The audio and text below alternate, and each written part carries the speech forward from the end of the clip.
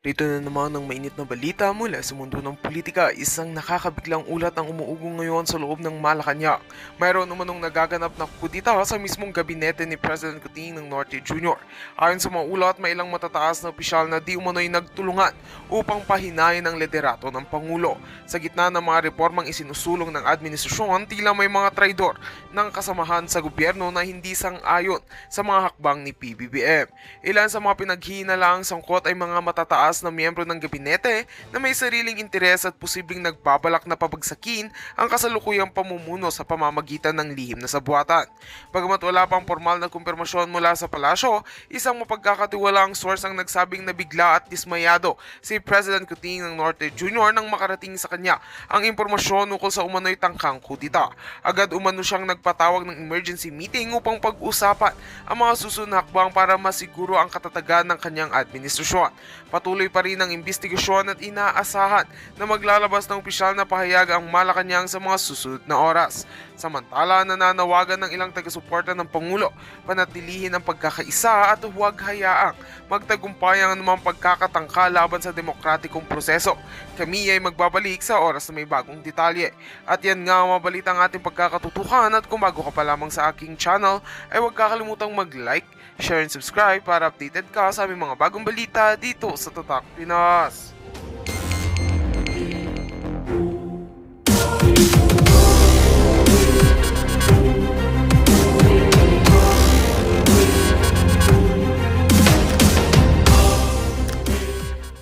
Si resignation, hindi. At para doon sa mga magre-resign, kung lame duck ang presidente, lame duck na rin kayo ngayon dahil wala na kayo sa pwesto.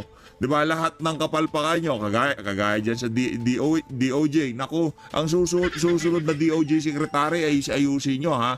Para sa mga kakapasok ng mga congressman, ayusin nyo din, ha, para sa mga vlogger. Huwag kayong bira ng bira, huwag nyo pag-initan yung mga vlogger.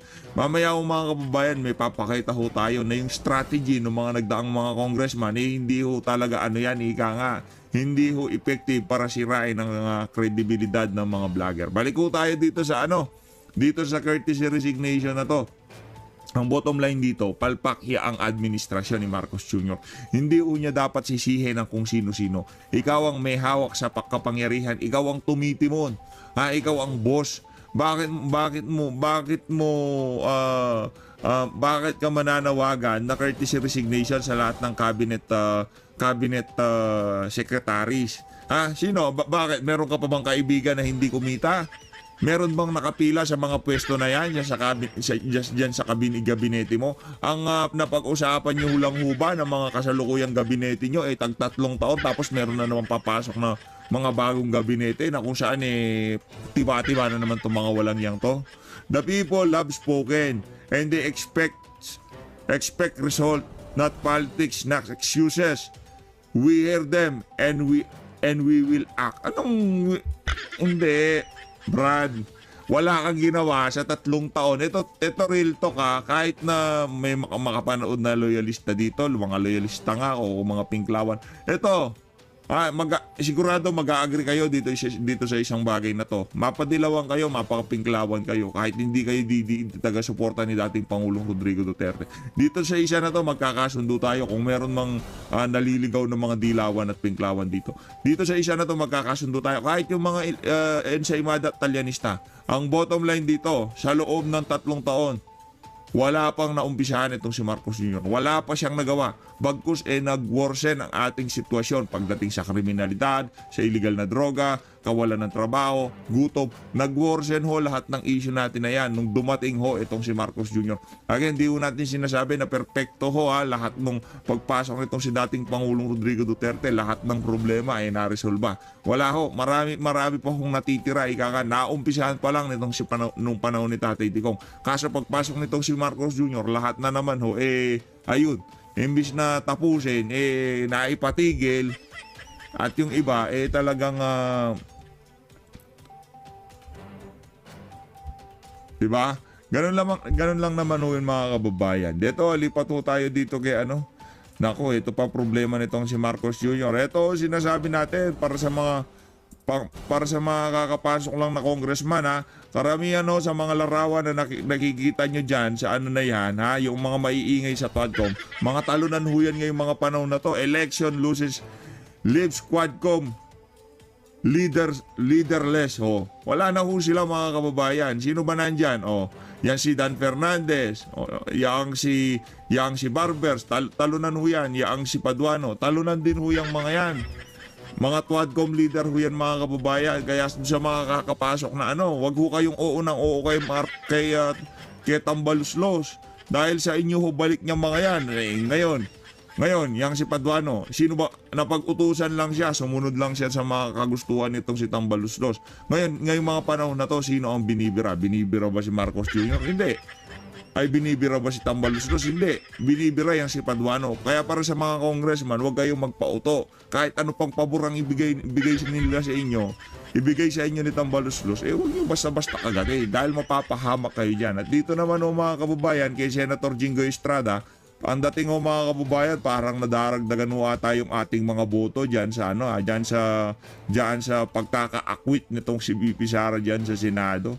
Base ho dito sa nakita nating post na to, nagsalita na rin ho itong si Senator Jinggoy Estrada. Ito sabi ho nitong si Senator Jinggoy Estrada. By expressing, ito ay kaugnay dun sa naging interview nitong si Marcos Jr. kay Katunying.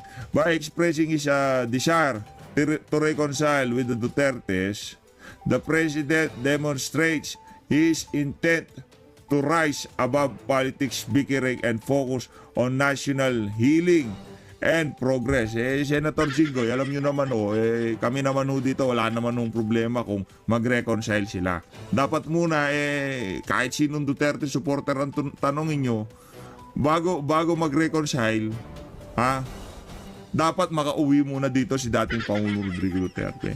Walang mangyayaring reconciliation kung ang presidente namin nasa The Hague, Netherlands. Habang nandun si dating Pangulong Rodrigo Duterte, walang mangyayaring reconciliation. Walang ganyang kaartihan, ika nga. Sa mulat mula pa, hindi ako sangayon sa pagsasagawa ng impeachment trial dahil magdudulot lamang ito ng pagkakawatak-watak nating mga Pilipino. But as a duly elected member of the Senate, we are mandated by the Constitution to act on any impeachment complaint.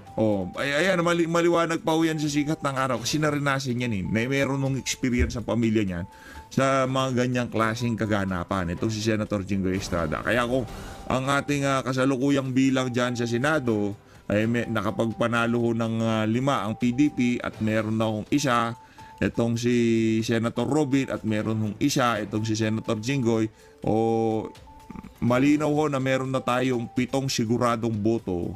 Pagpalagay na natin, 7 sigurado. Yung 5 sigurado na yun Kahit ano pang mangyari dyan, yung 5 na yan, sigurado na yan. Si Senator Robin, sigurado yan. Itong si Senator Jinggoy, base dito sa latest pronouncement niya, latest post niya na to, sigurado na rin ho tayo na medyo okay ho.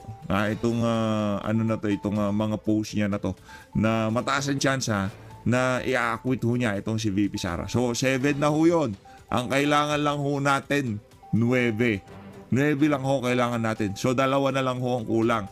Nandyan po itong si Senator Alan Peter Cayetano, yan si Joel Villanueva, at napakarami pa hong posibleng bumoto ng 2 para ma-acquit si VP Sara. Kaya ngayon, ang administrasyon ni Marcos Jr., di ho nila malaman kung ano gagawin. Hindi na ho sila magkanda-ugaga, di na ho nila alam kung saan haharap. Alam mo, imbis na mag-courtesy resignation ka, manawagan ka ng courtesy resignation, manawagan ka ng ng annulment, anak ng tokwa ka. Habang asawa mo, yung si Lisa Araneta Marcos, walang mangyayari sa iyo, Brad. Sabihin ko sa iyo, pahamak yan sa buhay mo. Yan ang kung tawagin yan, perwisyo yung asawa mo. Ito mga kababayan, rekta ho tayo kay Spoke Sari. Naku, matindi ho itong naging interview niya na to. Panoorin ho natin mga kababayan. Yun. Maricel at Hi, Atty. Harry. Hello. Good evening. So, unahin ko na yun, ano? Attorney Harry, I'm sure naman medyo narinig nyo ng kaunti yung maikli-maikling soundbite na yun from the DOJ at sinasabi na they're preparing para dun sa red notice na isasubmit dun sa Interpol. Ano? Reaction nyo at saka kung meron mang paghahanda because of this? Well, kasi nagsalita rin yung spokesperson ng DOJ na si Clavano eh. Ang Nako. sabi niya, hindi pa raw nangyayari yan. Dahil ang sinasabi niya, nagkukonsulta pa raw sila sa kanilang mga international law experts. So sa totoo lang, gusto ko sana magkomento. Pero bago ako magkomento, I'd like to request the DOJ na to agree kung ano talagang gagawin nila, no? Dahil nahehelo ako. Imagine, pagigipit na nga lang ang ginagawa sa akin, di pa sila magkasundo kung anong gagawin nila. So Nako. I find myself in a quandary how to comment dahil sinabi nung isa, pupunta raw sila, kukuha ng red notice. Sabi nung isa, hindi pa raw. So, kanino ako magkokomento, no? Yung isa, official spokesperson. Yung isa, USEC. So, ang gulo-gulo nila, no? Pero sa akin, gawin niyo ng lahat. Ang sa akin naman po, you know, I have taught international law for more than 20 years. This is my home court.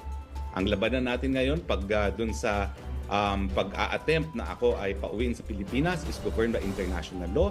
And of course, pagkabat ako'y nag-iisa laban sa buong estado, challenge accepted.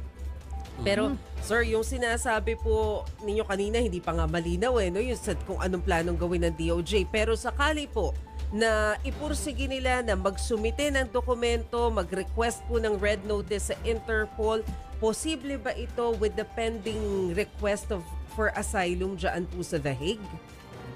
Well, alam nyo naman po, lahat tayo naging authority na sa red notice dahil sa ginawa nila kay Tatay Digong at sa naging pagdinig ng Senado. Ang red notice po na i-issue na Interpol is not a warrant of arrest. Hindi po yung warrant of arrest. Yan po ay papatupad pa rin ng domestic na mga pulis, no? Now, it is also an international red notice alert. So kinakailangan ay cross international boundaries, no? Well, saan naman ako pupunta? Samantalang as an asylum seeker, ang passport ko po ay nasa possession ng Dutch government, no? So magkakaroon lang po ng visa yung international red notice alert na yan kung ako'y lalabas ng Shenzhen, no? Take note, ang Shenzhen po ay isang political territory na, no? So, hindi naman po pwede yon dahil nga wala akong passport. So kahit ano pang red notice alert ang gawin nila, baliwala. At ulitin ko po, miski meron pong ganyan, wala pong pulis na Interpol na magpapatupad niyan dahil ipadadaan pa rin yan sa lokal na mga pulis. And in the case of Netherlands, they know very well what the Convention on Refugees and Asylum Seekers says. At ngayon nga pala po is World Refugee and Asylum Seeker Day. Araw po naming mga ginigipit ng aming mga gobyerno. But when you said earlier, sir, na challenge accepted, ano po ang ibig ninyong sabihin doon? Paano nyo po haharapin itong mga hamon nila? Well, alam nyo kasi yung issue of deportation and asylum is governed by international law, which as I said, is my home court because I have taught international law for 20 years, hindi lang sa Pilipinas, sa Singapore at sa Amerika. So I know exactly what to do, and I think kung nagkukonsulta sila sa international law experts, ang masasabi ko lang, don't waste your time. Tatalunin ko at tatalunin ko ang gobyerno ng Pilipinas, hindi nila ako makukuha dahil ako nga po ay asylum seeker at mayroong karapatan ng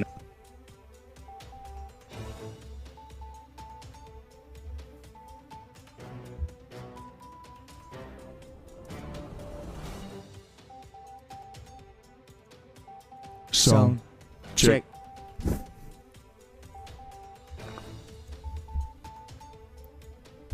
non-reforma, lalong-lalo na ang pipresenta ko lang naman ay yung resolusyon ng piskal, no? Kung saan ako ay kinasuhan nga ng non-bailable na wala po talagang saysay. Mantakin nyo, ang tanging dahilan nila kaya ako nagkaroon ng non-bailable case ay dahil daw ako ay nag-text at tumawag, nagpa-follow up para dun sa lisensya daw ng Lucky South 99. Aba, yun daw ay criminal na. Nako. Follow. Matindi ho talaga itong si Spokes Harry hindi ho daw siya natatakot, tatalo niya. Paano ba yan, Spokes? Yung ano mo, yung mga nagbigay ng problema sa iyo, yung si Bonjing, ha? Ano na magpapaasa na daw ng courtesy resignation dito kay Marcos Jr., ha? Silang dalawang magkapatid, itong si John Vic at itong si Boeing Ray Mulya, magpapaasa na daw base dito sa pinaka-latest na post ng Inquirer.net. Teka lang, ayusin natin. Baka sabihin, fake news tayo dito. Binasa ba natin to? Ito ho. Interior Secretary. Ito, pakita ko sa inyo mga kababayan. Ha? Ito. Ito.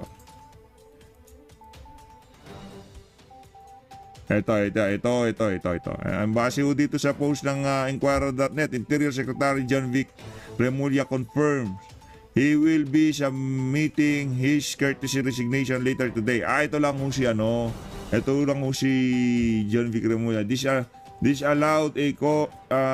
followed a call for President Ferdinand Marcos Jr. for the courtesy resignation of all cabinet secretary in a bid to recalibrate the administration following the midterm election. I will be submitting mine later. I serve at the pleasure of the President, Remulla says in a message to Inquirer.net. Remulla look the helm of Interior Department and last October. Okay. Ang baliw sigurado dito mga kababayan, pagka itong si John Vic Remulla nag-courtesy resignation, sunod-sunod na ho yan. Mula dyan sa Department of Agriculture yung sa Department of Education Secretary. Yan ang problema. Pati yung mga ahensya niyan na kahit paano ginagawa naman ang kanilang trabaho, pero dahil sa kapalpakan ng isang ahensya o ng dalawang ahensya, to dyan, ang na-emphasize kasi ang kahinaan ng administrasyon doon sa kanilang mga desisyon. Kagaya dyan kay dating Pangulong Rodrigo Duterte, kagaya dyan sa impeachment na kumbaga dahil wala na naman silang pantakip dito sa issue ng bigas, painitin na naman yung impeachment dahil wala na naman silang pangtakip doon sa issue ng nagurgur sa Amerika na kasama sa trip nitong sila Marcos Jr. di umano, pinadakip naman nila si dating Pangulong Rodrigo Duterte. Yung mga ganong klaseng kaganapan, hindi yun may tatago sa ating mga kababayan. Doon sa mga kahinaan ng administrasyon, pinantatakip po nila yung kanilang mga kalaban sa politika. At wala naman nung kinalaman ng gabinete doon. Walang kinalaman. Yun? Desisyon nitong si Marcos Jr. kung ano man ang kinahinatnan ng kanyang administrasyon ngayon. Hindi po siya pwedeng magsisi ng kung sino-sino. Si dating Pangulong Rodrigo Duterte ba, anong sinasabi niya sa gabinete? Wala akong pinipirmahan dyan. Sila na pumipirma dyan. Di ba? Lagi niyang, kung ano mang naging desisyon nitong si ganito, sa kanya yan. Kinuha ko yan dahil expert yan. Sa larangan ng ganito, sa kanya yan. Walang walang umakit sa akin na kung ano-ano mga papeles para ganituhin, para ganunin. Desisyon niya yan, kumbaga shot call niya yan. Kung siguro, isasangguni yan kay dating Pangulo. Kaya nga alter ego kay. Di ba? Ngayon, hindi mo naman pwedeng isisi lahat doon sa iyong doon sa iyong gabinete, lahat ng kapalpakan ng administrasyon mo. Yun lang yun mga kababayan. Kaya sa bawat araw na lumilipas, lumalabas ang pagiging weak leader ho talaga nitong si Marcos Jr. Lahat ng gabinete mo, tatanggalin mo dahil poor ang performance ng administration mo. Poor ang performance ng administration mo at kung bakit talunan yung mga kandidato mo. Dahil yan sa mga pulisiyang ipinapatupad lamang ng iyong mga gabinete. At wala namang maisasakato parang mga pulisiya kung hindi dumaan yan sa cabinet meeting kung tawagin. Habang nagsasalita yung si Boying Remulla, habang pinagpaplanuhan nyo kung paano nyo kidnapin itong si dating Pangulong Rodrigo Duterte, nakaharap ka dyan. Ika nga nitong si John Vic Remulla, team effort yan. Nandiyan si Anyo, nandiyan si Gibo, nandiyan si DILG, nandiyan si DOJ, nandiyan ka, nakikinig ka sa kanila. Kaya kung ano man ang naging shot call nung gabi na yon na padala sa The Hague, Netherlands, si dating Pangulong Rodrigo Duterte, hindi yan kasalanan ng kung sino-sino. Pagka sinabi ng presidente, hindi mag-comply, hindi tayo magko-comply. Kasi kahit na Interpol yan, ICC pa rin. Pwede natin tanggihan yan kasi sabihin natin walang jurisdiction ng ICC dito. Dakpin nyo na yang si Juan, dakpin nyo na yang si Pedro, dakpin nyo na yang si Petra, kahit sino pa dyan na merong Interpol na red notice basta hindi lang galing sa ICC, tutulungan namin kayo dyan. Pwedeng ganun na sabihan ni Marcos Jr. Pwede po niyang paandaran ng ganun ng Interpol. Pero ano ginawa niya? Pinahintulutan niya ang pagkidnap kay dating Pangulong Rodrigo Duterte. Pwede niyang sabihin kay Romualdez na itigil niyo ang impeachment. Magkakawatak-watak tayo dyan. Malaki ang magiging problema ko dyan. Sa administrasyon ko ang bagsak niyan. Sa sobrang katangahan niya, ginawa ko na lahat. Sinabi ko na ayaw ko. Ngayon kung pinagpatuloy pa rin nila, talagang bangag ako. Di ba? Ganun ho yung mga kababayan. Kagad na sasabihin niya, ginawa ko, nagsalita na ako, wala akong magawa. Kung talagang pinagpatuloy nila, kada bukahon ng bibig nitong si Marcos Jr. sa kung anumang isyong na pag-uusapan sa ating bansa, na-emphasize lamang ho yung kanyang mga kahinaan. Kaya kung ako dito sa mama na to, inunti-unti niya na lang Interior Secretary, babay na. After few weeks, ito na namang si DOJ Secretary. Diba? Ganun lang naman kasimple. Pero mananawagan ka ng courtesy resignation para sa lahat ng gabinete mo. Isa yung napakalaking kabalbalan sa totoo lang. Walang magiging desisyon yung mga ahensya na yan, yung mga sekretary na yan, kung walang kung walang basbas ng presidente. Ano na naman? Gumalaw sila ng pansarili nila? Anak ng toko umasta sila na parang presidente sila. Walang pulisiyang maipapatupad yung mga gabinete na yan kung hindi isinangguni kay bangag. Ngayon ang dating, lahat na lang gustong sisihin kung bakit hindi binoto yung mga kandidato niya nung nagdaang eleksyon dahil sa kanyang mga gabinete.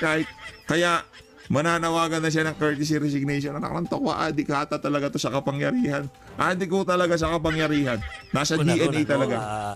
Dahil, malino naman yung sagot ni Atty. Harry Roque kung anong kanyang laban dito sa dito sa issue ng pagpapauwi sa kanya dito. Pero meron din ng mga dating nasa same camp kayo, like si Atty. Sal Panelo, na Naku, nananawagan si o nagsabi Panelo na harapin nyo na rin dito sa ating bansa yung mga kaso. Meron ba kayong reaction doon sa ganun? Ano yan yung si Atty. Panelo, itong si Spoksari, ano yan? Kumbaga, hindi sila in good terms kahit pareho silang taga-suporta nitong si dating Pangulong Rodrigo Duterte.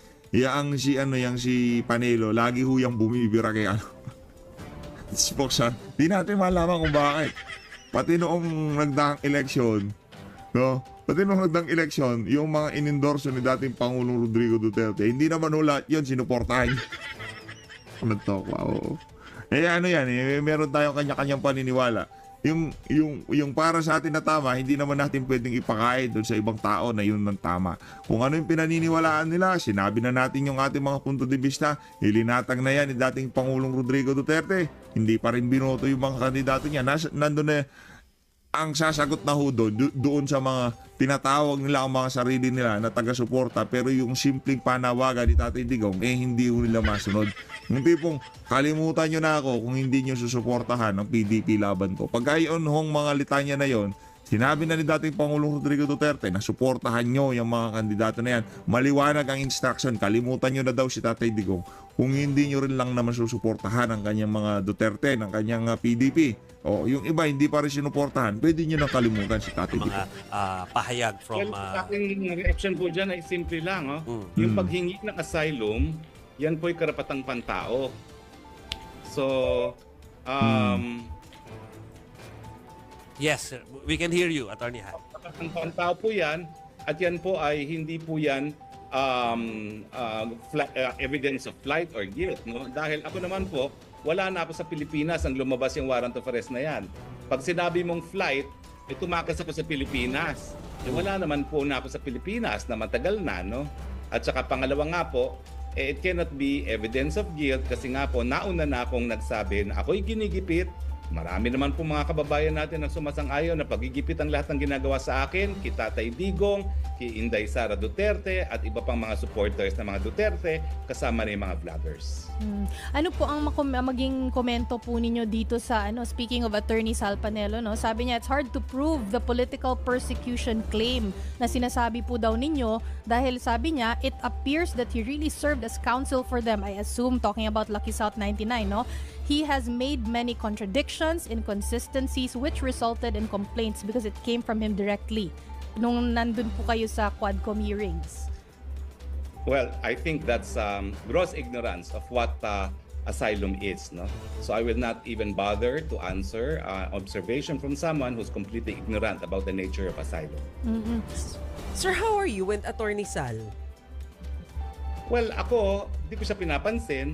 Pero, I understand where he's coming from. Kasi kung maalala nyo, when I initially resigned in 2019 to run for the Senate and hindi natuloy because I had the heart attack, he volunteered to replace me. No? And ako naman, thank goodness merong replacement sa akin because being a spokes was a thankless job. Pero, nung nagkaroon ng COVID at sinabi ni Sal Panelo na ang gamot sa COVID ay saging, tumawag mismo sa akin ng presidente at sinabi, pwede ba bumalik ka na? At iniisip ko naman talaga na kung lahat ng tayo maniniwala na saging ang gamot sa COVID, as Sal Panelo says, ay saan tayo pupulutin? So bumalik Nako. ako, no? So Yari tayo dyan. that's all the dealings I've had with Sal Panelo. But ang alam ko talaga, he really wanted to become spokesperson in 2019. And ako naman, ay naku, goodness gracious, alam mo naman yan na Maricel, no? It was such a thankless job. It's not a job that I would aspire for, nor would want to hold on to for a longer period of time. Attorney, alam namin na talagang it's your prerogative, no, na to seek asylum. Pero bakit po hindi ninyo harapin na lang po bilang kayo po ay abogado, magaling na abogado, harapin nyo na lang po ang kaso. Total, yung burden of proof nasa prosecution naman po. Sino ba nagsabing Malabo yun eh. Yung burden of proof nasa prosecution. Ano naman tokwa dito sa dito sa administration na to. Lahat na lang ho. Lahat to gagawin nila para maano yan, mga fabricated na istorya, mga fabricated na ebidensya. Gagawin ho nila yan, mga kababayan. Yun ang sigurado natin. Kaya kung ako yung spokes, huwag ka uuwi. Mayayari ka dito pagka umuwi ka. hindi ko hinaharap? Noong makalawa lamang, ako po'y nag-execute na ng motion for reconsideration na ninotaryo dito ng Philippine Consulate. Kalokohan po yung mga nagsasabing hindi ko hinaharap because I'm availing of all legal remedies sa isang resolution mga piskalya na wala po talagang basihan. So I have filed or I will file a motion for reconsideration today o file na siguro today because I'm sure the motion for reconsideration was received by my office yesterday, Monday, and I will have further remedies before our judicial system. So kalokohan po yan, tinatakbuhan ko yan. Lahat po ng remedyo ay ginagawa ko, including a motion for reconsideration and recourse to a petition for certiorari. Hindi po ako tumatakbo. Attorney Harry, puntahan natin ang Netherlands. Dahil kanina may lumabas sa mga litrato dito sa Pilipinas. Magkasama kayo ni Senator Robin Padilla. No? Para lang ma-confirm, talagang nangyari ba yan kanina or today at talagang nandiyan na kayo sa The Hague kasama siya? Opo, matalo ko pong kaibigan itong si Senator Robin. Believe po ako sa kanya. Number 1 senator, pero grabe ang kanyang pagkakumbaba. At talagang ang aming samahan ay matalik na magkakaibigan. So we're expecting activities sa mga darating na mga araw or linggo, lalo't paparating dyan si VP Sara before mag-30 yata. No? So may mga activities in line with yung pakikisimpatya dun sa kalagayan ng dating Pangulo? Definitely po, no? Meron po kami malaking pagtitipon sa 24 at I think the Vice President will be celebrating her birthday here. Hindi po malaki ang gusto niyang selebrasyon. Doon po kami sa Duterte Street magtitipon-tipon. Duterte Street. Doon sa dati natin pinagkikitaan, Attorney Harry, doon sa mini park, tama ba? Across the street lang po yun. Across the Kasi street. ang tawag doon ay Duterte Park. Further down is Duterte Forest. Across the street is Duterte Street. Nakakatawa. Lahat na lang ho ng nakapaligid na lugar dyan sa detention facility ng ICC, tinawag na hong Duterte. Duterte Park, Duterte Street, Duterte Forest, lahat to Duterte dyan. Duterte country na rin doon. Soon it will be known as the Kingdom of Duterte. Attorney, maiba lang yung big news. Yung kanina pinakita natin ulit, kahapon to pumutok eh. Ano pong tingin nyo? Magiging magkaibigan muli o mag-peace si Pangulong Yung Bongbong unity, Marcos yung bati-bati.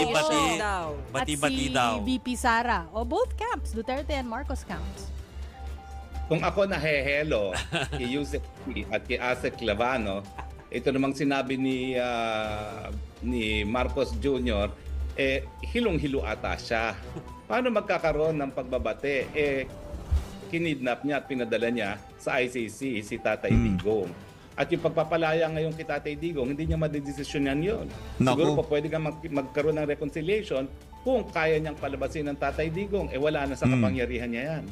So sa tingin ko, siyang nahehelo kung sa tingin niya all can be forgiven and forgotten dun sa ginawa niyang kidnapping kay Tatay Digong. Kasi ang ginawa niya, hindi lang nalabag ang karapatang pantao ni Tatay Digong, kundi linabag rin niya ang soberenya. Sino po sa Gaya nga tingin ng nyo mas sabi ni Sino po sa Tatay tingin nyo Digong, mas no? dehado dito sa away po nila? Ay bakit? Sino pa ang dehado? Nakakulong si Tatay Digong. So Sino mga pa ang Duterte dehado po ngayon dyan? ang mas dehado. Nandito si Tatay Digong na nakakulong at ito yung talagang pinakaayaw niya mangyari, nahuhusgahan ng mga dayuhang mga mahistrado. So sinong Correct. nandihado rito kung hindi ang mga Duterte? Sir, panghuli na lang. Kahapon, at least on my part, kahapon kasi sinabi rin ni President Bongbong Marcos na he has nothing to do with the impeachment case against the Vice President. Papabayaan na lang daw niya na gumulong yung proseso sa Senado.